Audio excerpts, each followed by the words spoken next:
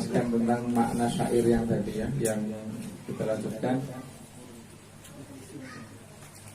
Kemarin sampai kisahnya Nabi Khidir ya. Iya, benar. Oh, ternyata ada sahabat Nabi yang masih hidup ya.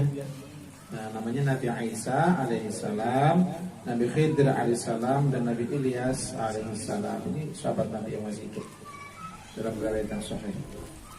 Yang terkenal sekali Nabi Isa alaihissalam itu nanti akan turun pada saatnya untuk menghancurkan, membinasakan Dajjal al-Masih. Dok al-Masih ya. Jadi ada Isa al-Masih, ada Dajjal al-Masih. Jadi al-Masihnya dua. Yang menjadi musuh kita adalah Dajjal al-Masih.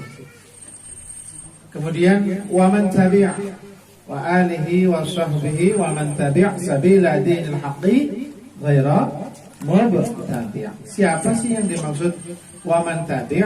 Wa man tabi' maknanya dan orang yang mengikuti. Biasa terkait dengan nama tabi'in. Ada namanya sahabat, ada namanya tabi'in, ada namanya tabi'in.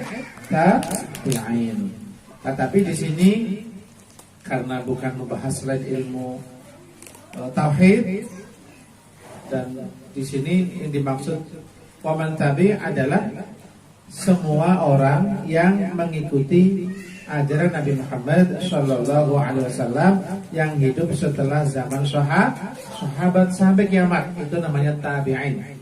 Tabi'us syariah, orang yang mengikuti syariatul Islam, di sini maksudnya adalah tabi'in. Ya, jadi bukan pembahasan ilmu sejarah atau ilmu hadis, bukan ya. Nah, sampai hari akhir. Kemudian sabila dinil haqqi maknanya jalan agama hak. Apa maksudnya? Jalan agama hak adalah jalan di situ yang menuju kepada surga Allah Subhanahu wa taala. Sabil itu jalan. Itu sebagai kiasan dari sebuah peraturan-peraturan atau syariat yang menuju kepada tujuan. Itu sabil. Sabil itu kan jalan. Ada namanya Ibnu Sabil gitu ya. Ibnu Sabil artinya apa? Musafir ya, dalam perjalanan yang berhak mendapatkan zakat.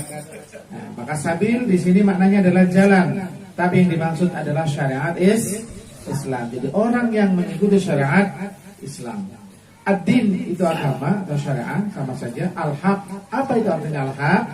Kalau kita pernah mendengar kata al-haq, maka yang ada di ingatan kita yang namanya hak itu benar, kan gitu ya. Ini hak nih, bukan batil. Hak berarti benar, kan gitu ya.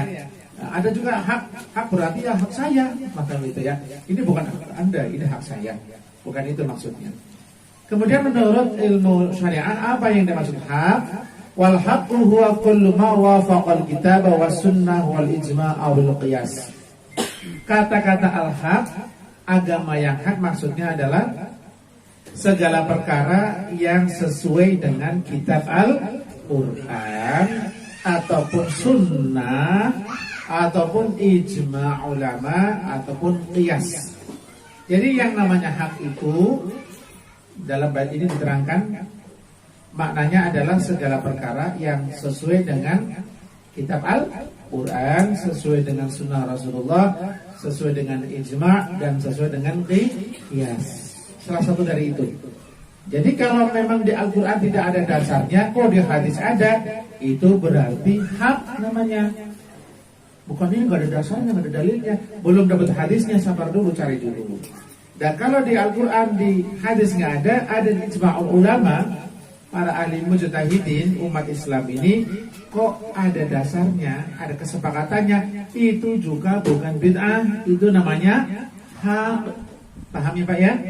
Jadi dalil Islam sumbernya bukan hanya Al-Quran dan hadis. Ada Al-Quran, ada hadis, ada ijma'. Yang terakhir ada namanya qiyas. Ya, ada namanya qiyas. Jadi itu hak. Lawan dari hak adalah batil. Artinya begini, ketika seseorang melakukan perkara yang hak, berarti dia bukan melaksanakan perkara bid'ah, bukan melakukan perkara yang batil. Karena itulah namanya orang yang disebut sebagai ahli bid'ah adalah man kharaja 'anil haqq. Orang yang disebut ahli bid'ah adalah orang yang sudah keluar dari Al-Qur'an atau keluar dari hadis atau keluar dari ijma' ulama, nggak ngikut ulama lah gitu ya. Intinya nggak mau ngaji, nggak mau guru, pokoknya ngambil sendiri dari Quran, dari hadis sendiri. Dia nggak mau ngaji, nggak mau mentasah ilmunya dulu, atau kias. Nah itu namanya ahli bid'ah, gitu ya. Jadi nanti akan disebutkan. Kemudian setelah disebutkan apa itu ahli bid'ah, orang yang keluar dari hak, maka bid'ah itu apa?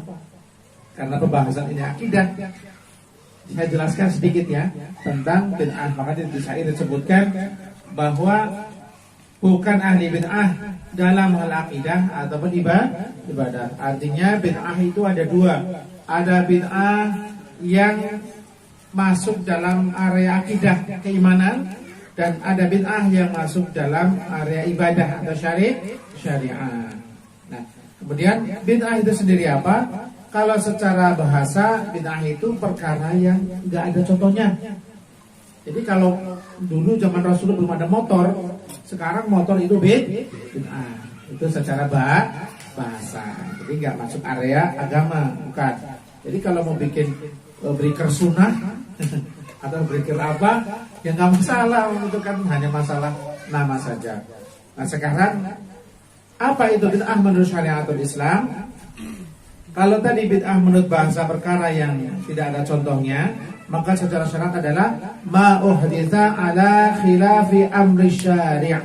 Singkatnya gini aja, yaitu perkara yang dibuat atau yang dilakukan tidak sesuai dengan perintah agama. Ya, tadi kalau syariah dasarnya sudah disebutkan ada Quran, ada hadis, ada ijma dan qiyas. Nah, berarti orang yang di luar itu namanya ahlul bid'ah. Nah, bid'ah itu ada berapa? Kalau di sini yang dimaksud bukan ahli bid'ah adalah orang yang termasuk ahli bid'ah madmumah, bid'ah yang dibenci atau yang haram. Karena bid'ah itu ada 5. Bid'ah ada 5. Yang pertama ada namanya bid'ah wajibah. Bid'ah yang hukumnya wajib. Di zaman Nabi ini gak dilakukan, ya.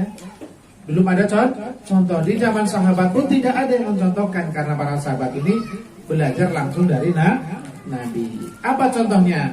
Apa definisinya? Yang dimaksud bid'ah wajibah adalah segala perkara yang masuk atau yang terkena kaidah wajib atau dalilnya. Asal ada dalilnya, ada kaidahnya, maka ini termasuk bid'ah wajib.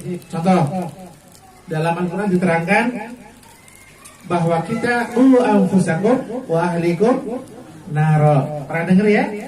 Ayat Al-Quran bukan? Kalau bukan berarti belum pernah baca Al-Quran banget. Ya. Jagalah diri kalian dan keluarga kalian dari neraka. Artinya kita harus menjaga diri kita dan keluarga, belajar ilmu agama, mengamalkan gitu ya, agar tahu. Berarti mewariskan ilmu dengan cara diajar oleh kita sendiri atau para ulama, para kiai, itu merupakan perkara wajib hukumnya. Karena perlu kontinuitas, maka harus ada penyusunan ilmu dulu. Maka dikenal ada ilmu fikih, ada ilmu tauhid, ada usul fikih, ada juga ilmu yang akan menunjang kesempurnaan, itu namanya ilmu alat, kayak ilmu nahwu, ilmu sorof. Maka ilmu-ilmu ini belum pernah disebutkan di zaman Nabi, Pak. Ya, belum juga disebutkan di situ ini hadisnya sahih atau dhaif. Nah, ini belum ada waktu itu. Nah, disusunlah oleh para ulama, ini namanya bid'ah wajibah. Wajib kenapa? Karena menjaga agama ke anak cucu kita sampai hari kiamat, hukumnya apa? Wajib. Dalilnya anfusakum wa ahlikum nar. Di Al-Qur'an tidak ada kata-kata wahai manusia belajarlah ilmu nahwu, enggak ada, Pak. Belajarlah ilmu tafsir, enggak ada. Itu kreativitas kita supaya kita bisa tahu ilmu dan bisa mewariskan pengetahuan agama ke anak cucu kita. Jadi para mujtahid inilah yang bersatu untuk melestarikan ajaran Islam. Jadi kita harus mendukung adanya penyebaran agama Islam dengan baik, itu Pak ya. Jangan dihalang-halang, nggak boleh. Kemudian yang kedua adalah bid'ah yang sunnah. Bid'ah apa? Yang sunnah, yaitu bid'ah yang memang di situ terkena kaidah sunnah atau dari dalilnya. Di zaman Nabi tidak disebutkan. Tetapi ini masuk area ibadah yang sunnah, walaupun tidak langsung disebutkan Nabi atau zaman sahabat. Contohnya apa? Sholat tarawih di masjid jamaah 20 rakaat. Paham Pak? Itu termasuk bid'ah tapi sunnah, ya. Artinya kalau nggak tarawih juga nggak dosa. Tapi kalau nggak tarawih ya sayang ya, karena bulan Ramadan. Mudah-mudahan kita disampaikan di Ramadan lagi ya, biar bisa melaksanakan bid'ah sunnah apa? Sholat tarawih berjamaah di masjid. Ini contohnya ya, satu aja lah biar cepat selesai. Nah, yang ketiga namanya bid'ah haramah atau muharramah, bid'ah yang haram.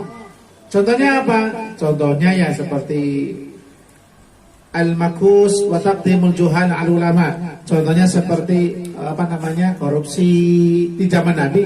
Itu orang takut semua melakukan dosa itu, Pak. Ya, baru berani ini setelah selesai zaman sahabat ini orang mulai berani jabatan ini sebagai alat untuk mengumpulkan harta. Na'udzubillah min dzalik, kepada berani. Yang kedua contoh bid'ah yang haram. Kalau ada umpamanya nih imam masjid ya. Ini ada orang yang alim tapi mungkin bukan orang asli.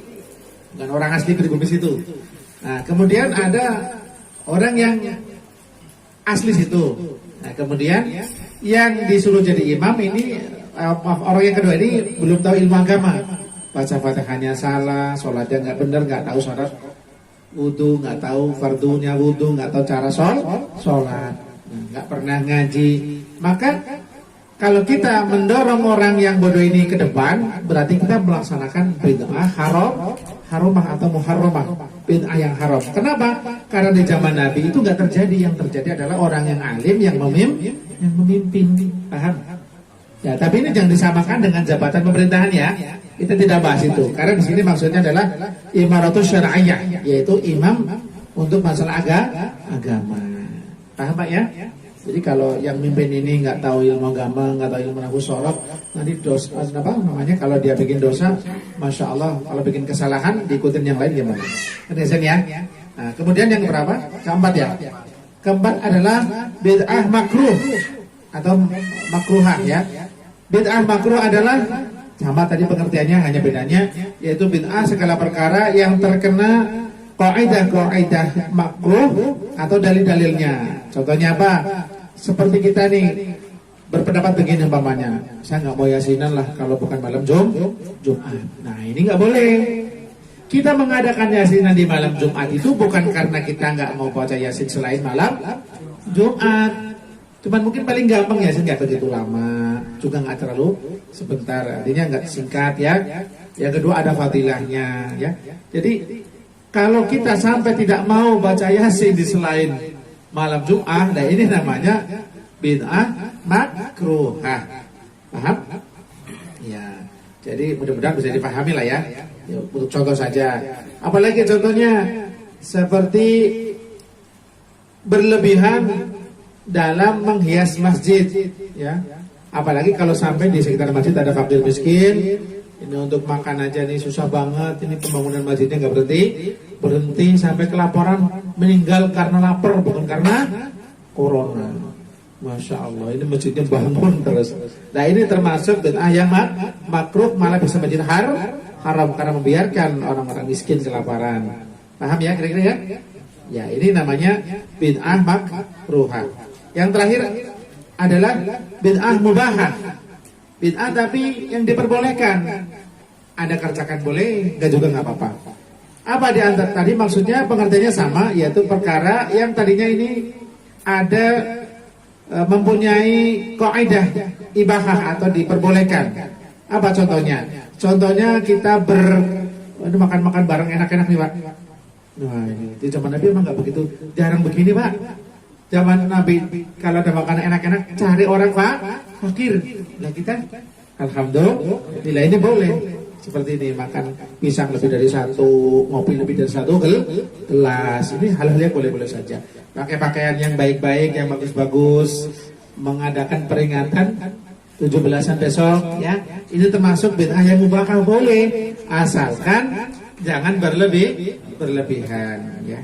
Jadi termasuk mengadakan lomba-lomba untuk mengadakan membangun semangat persatuan. Ya, kan tujuan mengadakan lomba 17-an gitu ya. Nah ini namanya bid'ah mubahah. Termasuk lagi dalam hal ini menciptakan mesin-mesin dan sebagainya, kreativitas untuk mendukung kelancaran kehidupan supaya bajunya lebih enak dipakai, ya. Pakai mobil yang mewah, ya, pakai motor yang bagus, ini boleh. Nah, asal jangan berlebihan. Nah, inilah sekedar tentang pengertian bid'ah agar kita jangan sampai gampang membid'ah-bid'ahkan orang lain, sebab ada dasarnya semuanya gitu ya. Oke, saya cukup sekian, monggo silakan bagi pertanyaan.